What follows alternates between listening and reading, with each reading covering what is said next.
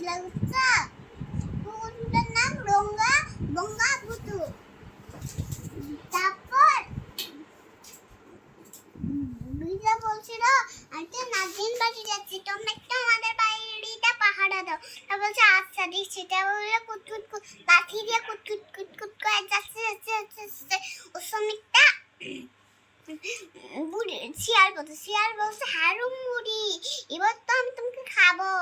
বুড়ি বলছে তুমি তো আমাকে খাবা, কিন্তু আমার পেটে তো কিছু নাই, আমি তো শুকনা, আমি তো নাতনির বাড়িতে যাচ্ছি। নাতনির বাড়িতে যেয়ে খেয়ে দিয়ে মোটা সোটা হয়ে আছি, তারপর সে খায়। নয়তো আবার কুটকুট কুটকুট করে যাচ্ছে ওর সমিকটা বাঘ পুষে। তারপর বাঘ বলছে হারুম বুড়ি, এবার তো আমি তোমাকে খাবো।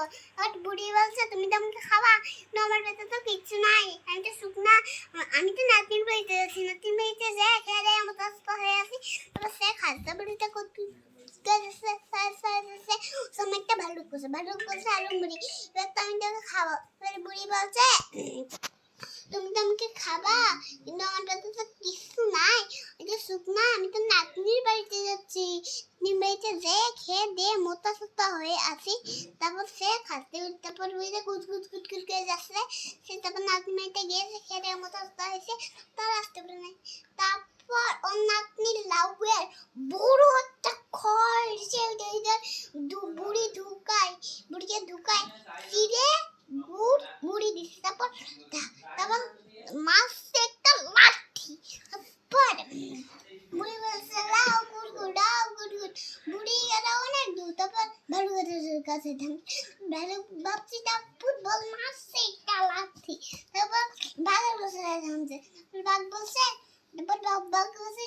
আরেকটা ফুটবল মাছ একটা লাঠি। তারপর শিয়ালের কাছে শিয়াল মাছ একটা লাঠি। তারপর বুড়ির কত সুন্দর পাইছে মাছ একটা লাঠি কেটে ভাঙে গেছে।